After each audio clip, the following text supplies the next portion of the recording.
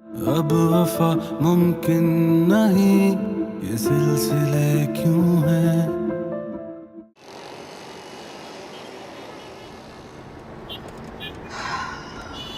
उसने तुम्हें तलाक का तीसरा नोटिस नहीं भेजा, जानती है ना इसका क्या मतलब है? वो भेजना नहीं चाहता, इंतजार कर रहा है मेरे पछताओ का।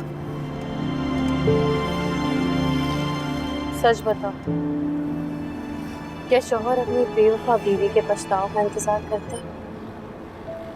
फोन करो उसे। किया था, उसे फोन नहीं उठाया। बार बार करो। बार बार क्यों? बार बार करने में भी हिकमत होती है। हिकमत या मिन्नत? जानती हूँ, कभी वो एक ही बेल पर मेरा फोन उठा लिया करता था, किसी इम्पोर्टेंट मीटिंग में क्यों ना हो। तो याद दिलाओ ना उसे, ये बात तो उसे भी याद होगी ना। सुना है मोहब्बत में बड़ी बड़ी बातें भूल जाती हैं, छोटी छोटी बातें याद रखो। दो बार किया था, उसे नहीं उठाया तो लगा वो बात नहीं करेगा। वो बात नहीं करना चाहता। वो दारिया है ना, वो भरती है उसके खालीपन को। मेरा ये मतलब नहीं है वो उसकी पुरानी दोस्त है, उसे जानती है, उसे समझती है। उसे तो ये भी पता है कि तेज बुखार में वो अपने पापा को आवाज़ें देने लगता है।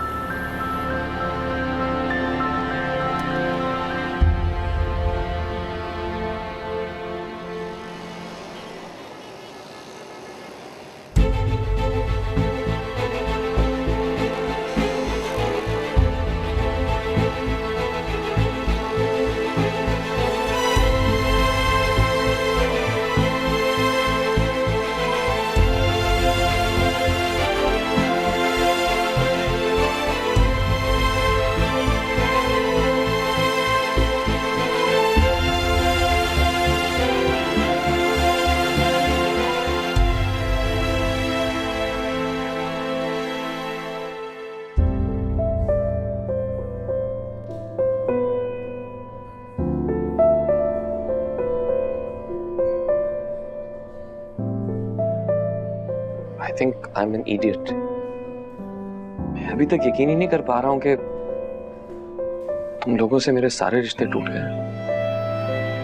हमारे साथ भी तो ऐसे ही हुआ है। पता है, मामा के लिए तो आप आज भी उनके दामाद हैं।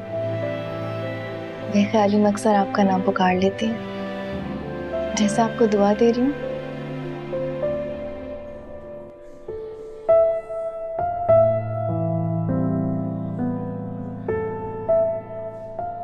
मुझे मत देखिए। क्यों? कहा ना मत देखिए, और इन चौपट खुली आंखों से तो बिल्कुल भी नहीं।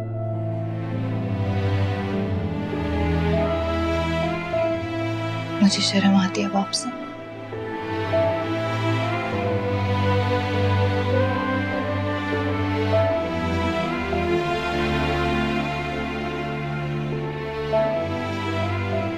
एक बात पूछूं आपसे?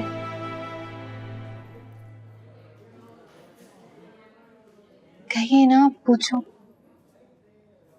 पूछो। डिवोर्स किसी रिश्ते को तोड़ने के लिए अल्टीमेट होती है?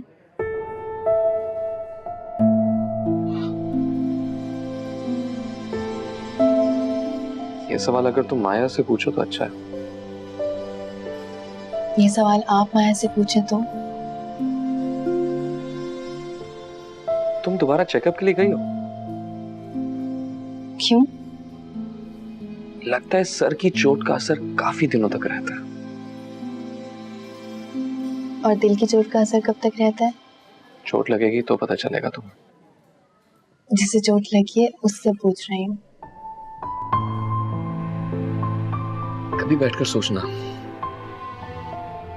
जब एक रिश्ते के टूटने से उसके साथ जुड़े 100 रिश्ते टूट जाए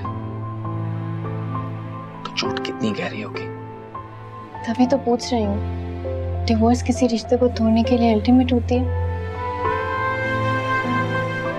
अगर कोई लौट कर वापस आना चाहे तो टूटे हुए 100 रिश्तों को जोड़ने के लिए आने का रास्ता नहीं देंगे उसे।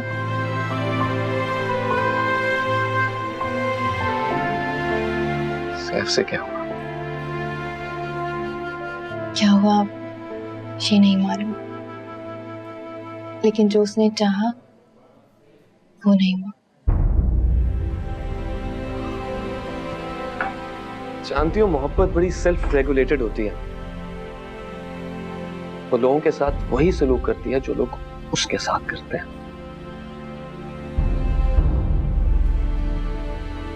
ये मेरे सवाल का जवाब नहीं हुआ।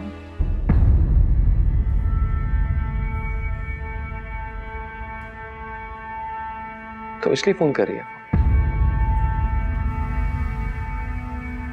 मैंने फोन नहीं उठाया। मैं भी डर रहा था कि वो इसीलिए फोन ना कर रही है।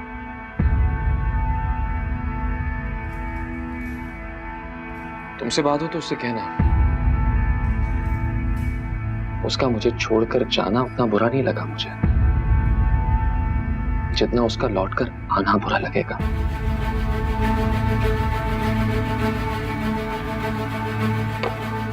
बताओ वो किस मुंह से आएगी वापस? ऐसे होता है क्या? और मैं किस मुंह से कहूंगा कि आओ स्वीटहार्ट घर चलते हैं, खाना खाते हैं, फ्यूचर की बात करते हैं और माजी को भूल जाते हैं? It's not workable anymore.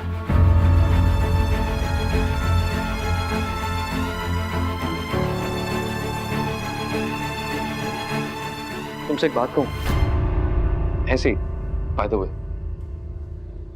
जी तुम भी नहीं चाहती हो ना कि तुम्हारे घर से मेरा रिश्ता टूटे? Of course not. तो ये दूसरा ऑप्शन क्यों नहीं देती? क्या है दूसरा ऑप्शन? तो प्रपोज करो मुझे, कहो मुझसे शादी कर लो फारिस चावला।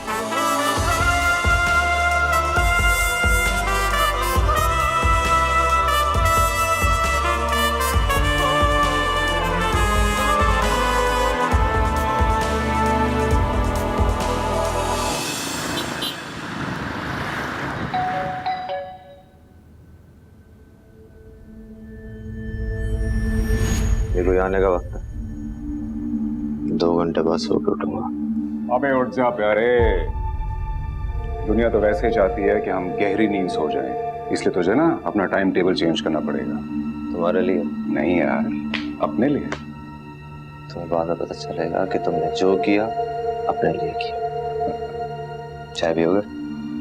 हाँ पीऊंगा चाय, लेकिन एक शर्त पे।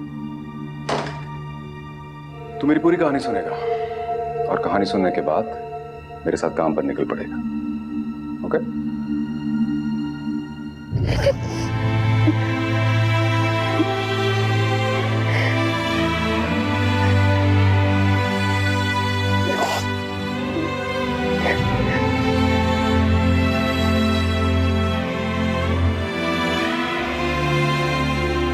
किस बात पे रो रही हो तुम? फारस के फोन ना उठाने पर, मामा के बात ना करने पर, या ट्रैफिक सिग्नल पे जोया की गाड़ी देखी थी मैंने?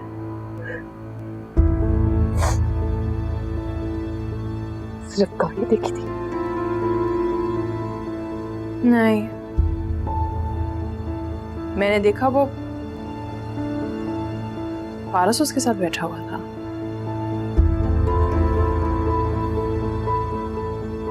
हाँ, मैंने भी देखा था। थोड़ा अजीब लगा मुझे, लेकिन क्या?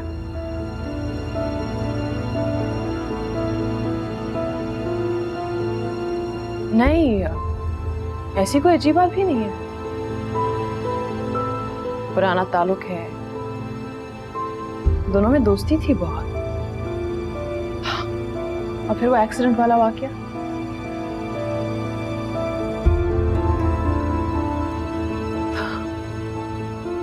वही तो अपनी बाहों में उठाकर लाया था उसे। लेकिन ये कोई बड़ी बात नहीं है। I am not saying there something fishy. और अभी तो डिवोर्स भी कंप्लीट नहीं हुई। मे बी वो समझा रही हो उसे, कन्विंस कर रही होगी उसको। वो क्यों कन्विंस कर रही है उसे? कन्विंस मैं करूंगी या मेरी बहन? भाई मैंने की है या उसने?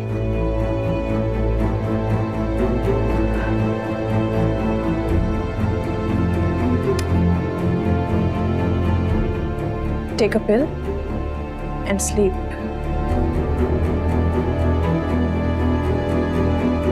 तो बिल्कुल गलत सोच रही हो। सोचा तो तुमने भी यही था, फिर तो मेरे का इस तरह नहीं सोचना चाहिए।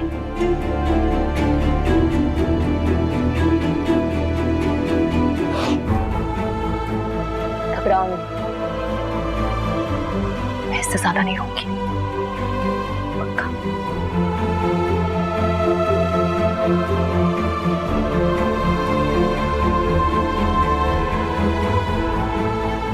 Good night.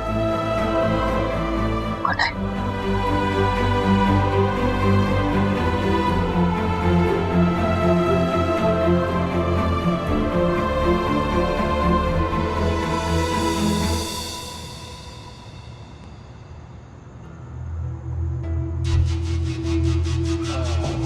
तुम्हें पता है, नफरत और मोहब्बत के बीच के सारे सबक मैंने अपने मॉम के इंडियन शौहर से सीखे। उसने मुझे सिखाया कि जरूरत को मोहब्बत कहते हैं और जरूरत ना पूरा करने को नफरत। नहीं समझा। मत समझो, ऐसी बातों को समझने के लिए मेरे जैसा दम चाहिए। आगे बोल। जब मैं साउथ अफ्रीका में था तो बाकायदगी से लुबना को खत लिखा करता था। लुबना जिस आदमी की बेटी है वो प्रॉपर्टी के केस में मेरा डिफेंडेंट है और रिश्ते में मेरा मामू लगता है। लुबना से मेरी बचपन की मंगनी थी। वापस आने तक मुझे लगता था कि मुझे लुबना से मोहब्बत हो जाएगी। आकर मामू से अपनी प्रॉपर्टी में हिस्से की बात की तो उन्होंने मुझे ठेंगा दिखाया। इस खुदगर्जी की शिकायत लेकर मैं लुबना के पास गया तो उसने कहा मैं कुछ नहीं कर सकती। तब मैंने सोचा मैं क्या कर सकता। उस वक्त मेरे पास साउथ अफ्रीका वापस जाने के टिकट के अलावा तो 10,000 रुपए थे। मामा से मैं पैसे मांग नहीं सकता था क्योंकि उनका इंडियन शौहर मुझे दी हुई पाई पाई का हिसाब लिख कर रखता था। उसने मुझसे कहा भी कि लिखने का मकसद ये नहीं है कि मैं तुम्हारे ऊपर रिकवरी का सूट फाइल करूंगा, बल्कि वो तो इस बात पे खुश था कि एक पाकिस्तानी मेरा मकरूज है। फिर मामा के कहने पर मैं शहनाज आंटी से मिलने गया और वहां मुझे मिली हुस्ना। उन लड़कियों में से है जिनको पहली नजर में मोहब्बत हो जाती है। हुस्ना की मोहब्बत देखकर मुझे लगा कि लुबना से नफरत करने में कोई हर्ज नहीं है। मुझे लगा मैं जिस मकसद के लिए आया हूं वो पूरा हो जाएगा। लेकिन मुजना फारस से चोट खाई हुई लड़की है, वो किसी और से मोहब्बत नहीं कर सकती। मकसद क्या है तुम्हारा? मतलब तुम यहाँ प्रॉपर्टी का केस लड़ने नहीं है? मैं सिराज एंड फारिस को खरीदने के लिए आया।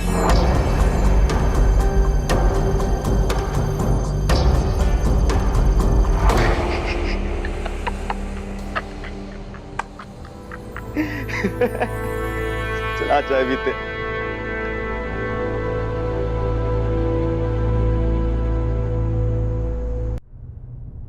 हेलो। हेलो। क्या आज कोई साइट पे नहीं गया? आप उसे फोन करके कहें कि साइट पे जाए। तुम चली जाओ तो अच्छा है। मैं क्यों? तुम्हारी वजह से आदतें बदल रही हैं उसकी। बहाने से साइट पे पहुंच जाता है। कैसी बातें कर रहे हैं आप सिराज अंकल?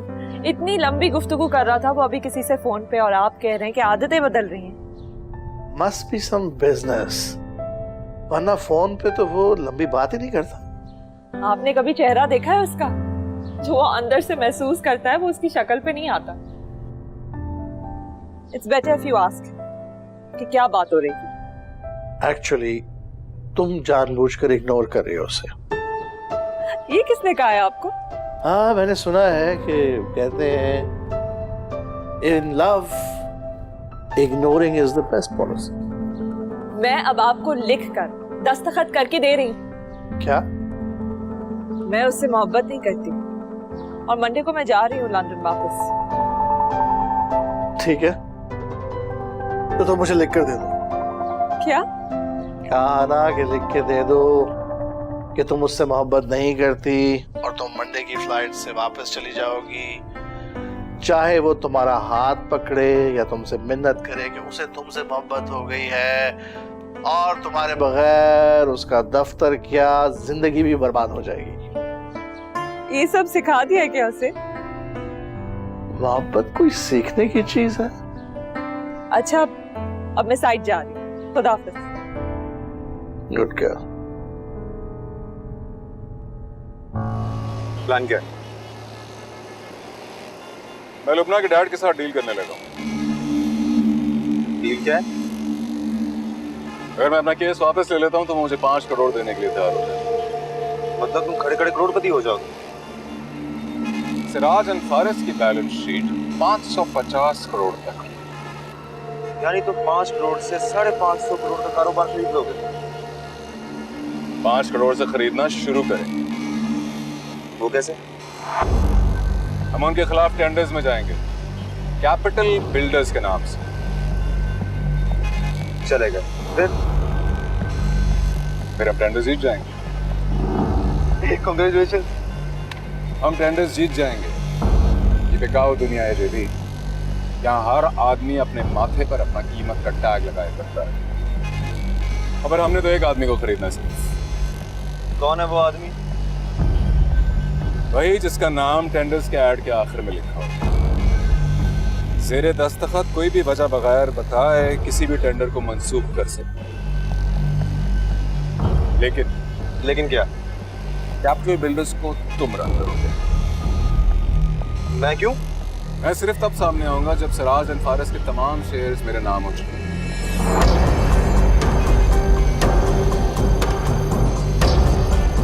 एक बात पूछूं?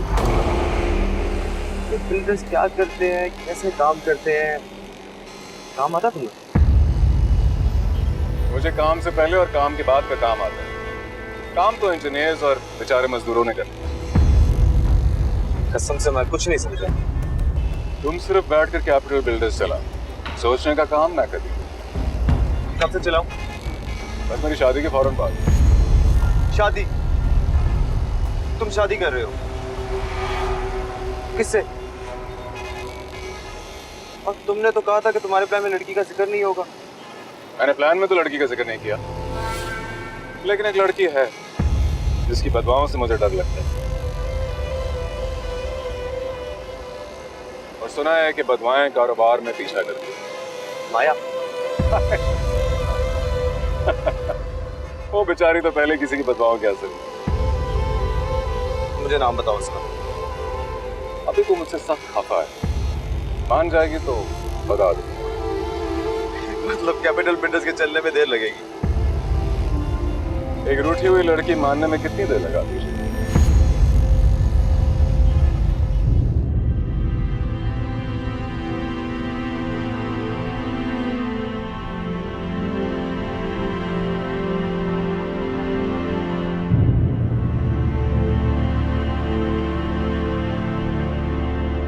जाने से पहले अगर मेरे गले मिलोगी तो अगली मुलाकात तक मेरे दिल में रह जाओगी।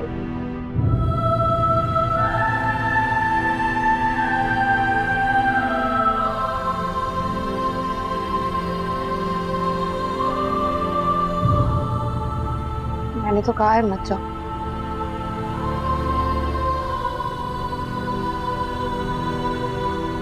मैं किसी भी जगह सिर्फ इतनी देर रह सकती हूँ जितनी देर उससे छुपी रहूं।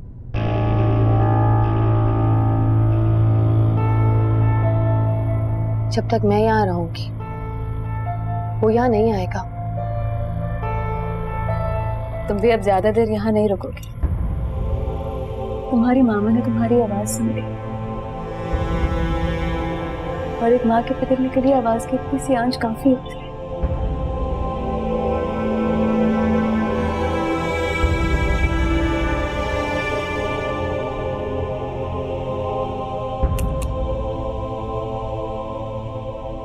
तो गले नहीं मिलोगे?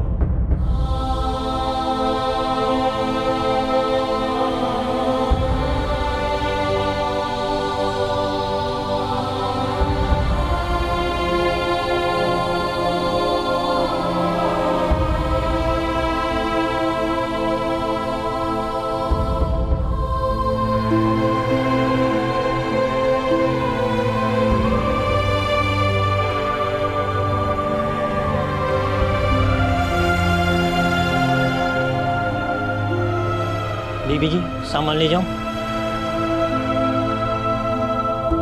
ले जा।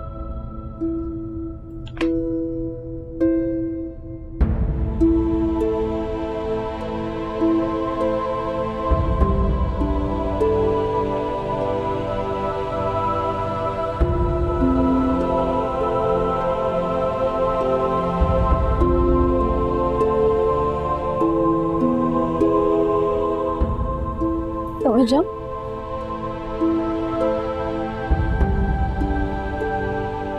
मैं तुम्हारी तकलीफ जानती हूँ, लेकिन यहाँ तकलीफों में जकड़े हुए इतने लोग हैं कि कोई किसी के लिए कुछ नहीं कर सकता।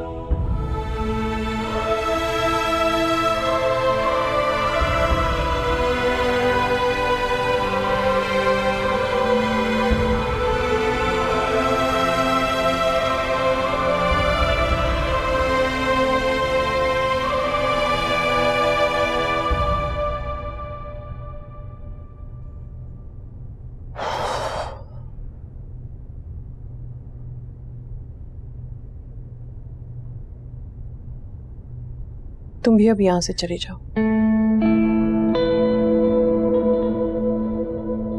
और मेरे पास तुम्हारे जाने के लिए एक लॉजिकल रीजन है। उसने डिवोर्स का आखिरी नोटिस नहीं भेजा, ना ही तो उसने शादी की अब तक। ये कोई लॉजिक है? मोहब्बत करने वालों और इंतजार करने वालों के पास कोई लॉजिक नहीं होती। वो बस मोहब्बत करते हैं या बस इंतजार करते हैं। वो मेरा इंतजार करेगा? आजमा कर देख लो। फोन तक तो उठाया नहीं उसने। किसने कहा था कि उसे फोन करो? सामने जाओ उसके, कहो कि मैं वापस आना चाहती हूँ, कहो कि भूल हो गई है मुझसे, कहो कि तुमसे बिछड़ के अंदाजा हुआ है मुझे कि मैं सिर्फ तुमसे प्यार करती हूँ।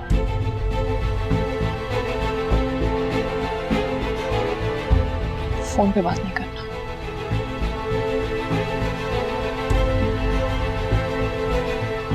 फोन पे सिर्फ आवाज सुनाई देती है।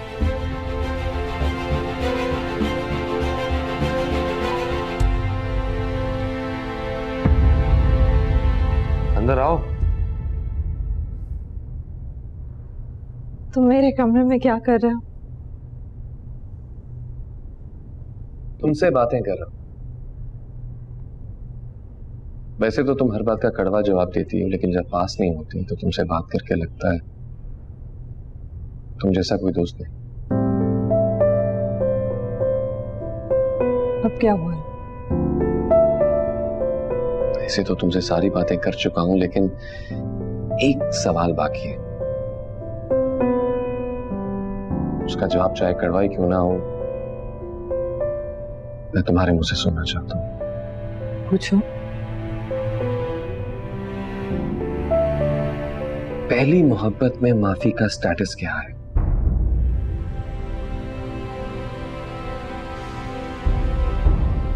माफी देने की बात कर रहे हो या माफी लेने की?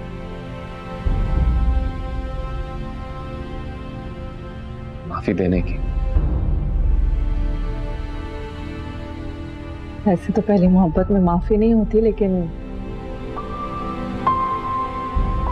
अगर माया तुमसे माफी मांगती है तो तुम्हें उसे माफ कर देना चाहिए। तुमने ये बात कहीं पढ़ी है या बस यूं ही कह रही हो कि चलो मुझे आजमा कर देखते हैं? यूं ही कि चलो तुम्हें आजमा कर देखती हूँ। बल्कि तुमने तो खुद ही सोच लिया कि अपने आप को आजमा कर देखता हूँ। तुम उन लोगों में से हो जो ये मानते हैं कि मोहब्बत अंधी होती है। एक तरह से मैं भी तुम जैसे ही सोचती हूँ, लेकिन सिर्फ उस हद तक कि मोहब्बत होने तक अंधी होती है। हो जाने के बाद उससे ज्यादा साफ और कोई दिखाई नहीं देता। अगर तुम्हारा केस अलग है, तुम तो अभी तक ये भी तय कर नहीं पाए कि मोहब्बत अंधी होती है या मोहब्बत करने वाला अंधा होता है। और तुम कितने अंधे हो ये तुम्हें अपनी आंखें चेक करा कर नहीं पता चले।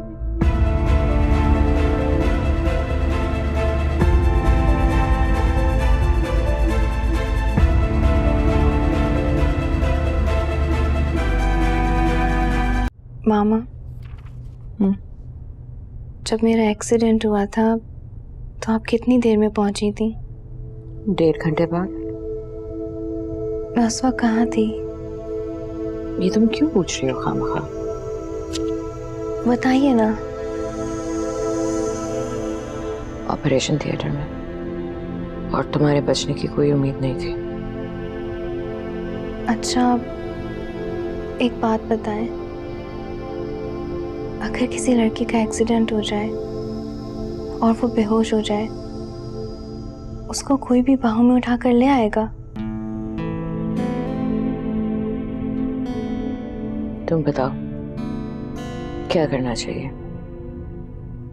उस वक्त तो सिर्फ बाहें ही अवेलेबल होती हैं बस।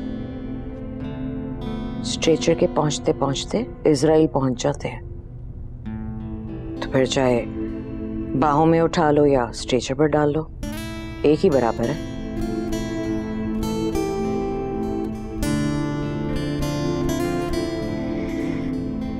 अच्छा, मैं सोने जा रही हूँ। झूठ मत बोलो। मैं सोने जा रही हूँ, मतलब सोने जा रही हूँ। अभी तुम किसी नतीजे तक पहुंचोगी तो नींद आएगी ना। वैसे तुम कोशिश करके देख लो, हो सकता है सो जाओ। Very funny.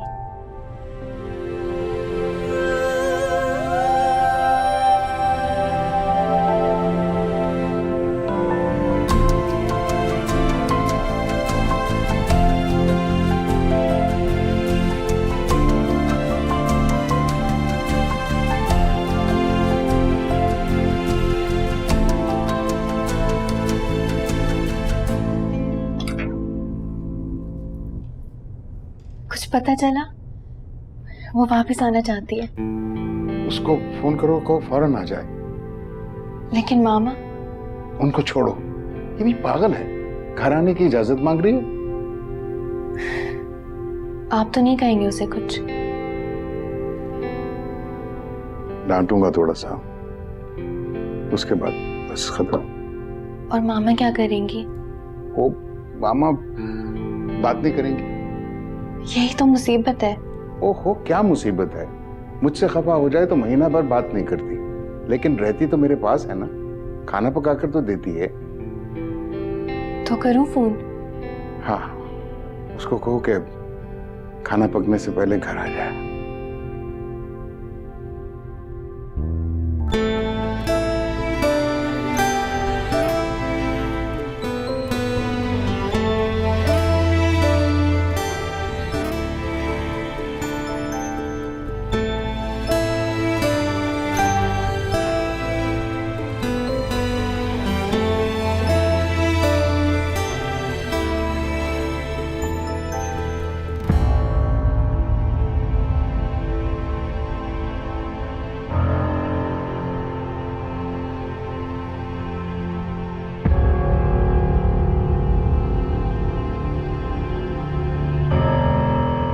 क्या पक रहा है? खिचड़ी। खिचड़ी? खिचड़ी तो नहीं कहा था। कहा तो आपने भी नहीं था, लेकिन पका तो रहे हैं।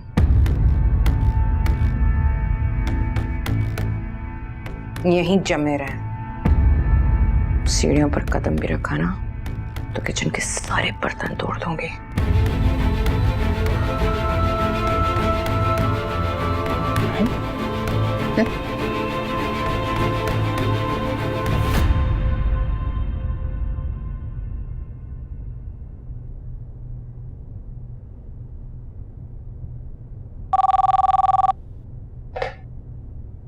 हेलो। हेलो माया। माया नहीं, बेला बोल रही हूँ। बेला, मैं जोया बात कर रही हूँ। एक मिनट होल्ड करना, मैं बुलाती हूँ उससे।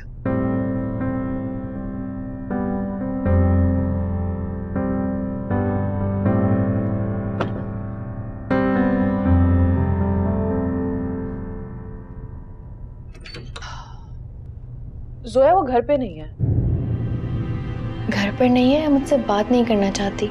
कसम खा के कह रही हूँ वो घर पे नहीं है। ओके।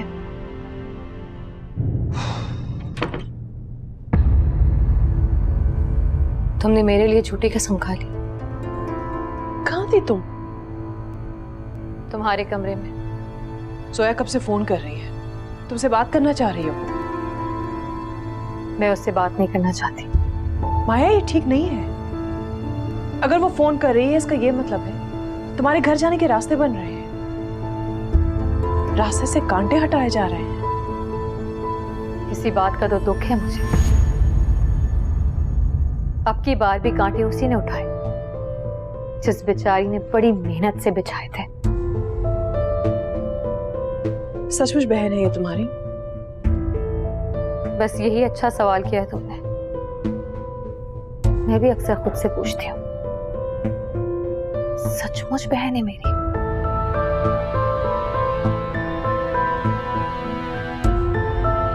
लेकिन एक बात मैं तुम्हें साफ साफ बता दूं, अगर मुझे घर जाने के लिए उसकी मेहरबानियों की जरूरत पड़ी तो मैं फुटपाथ पर चादर बिछाकर सोने में तकलीफ महसूस नहीं करूंगी।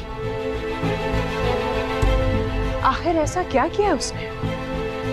ऐसा कोई तो जुर्म होगा जिसे सुन के ये लगे कि तुम्हारी नफरत में नफरत करने की दलील भी है। दलील नहीं है मेरे पास, लेकिन नफरत इतनी है कि किसी दलील की जरूरत नहीं पड़ेगी।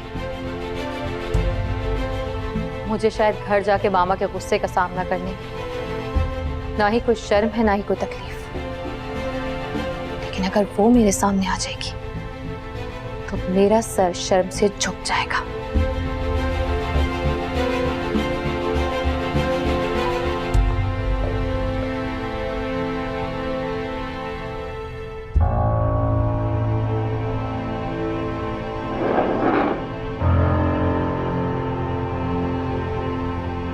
क्या कहा उसने? वो फ्लैट पर नहीं थी। वो फ्लैट पर थी, लेकिन तुमसे बात नहीं की। क्यों? कभी मिले तो पूछ लेना उसे। उससे मैं तो कुछ भी अनशन बोल देती हूँ मुझे, मगर इस हाल में बात क्यों नहीं करेगी? आप बताएं। तुम कबूतर की तरह बिल्ली को देखकर आंखें बंद ना करो। तुम जानती हो वो तुमसे क्यों नहीं बात करते।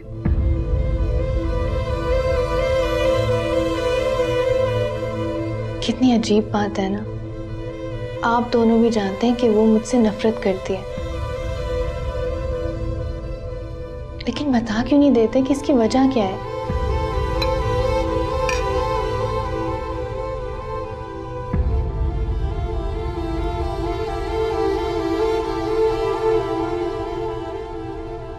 पता नहीं क्या हुआ,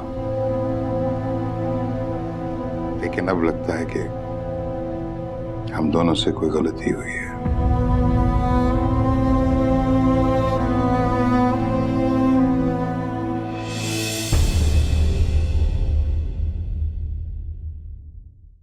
बेवजह अब तुमसे हम मिल रहे क्यों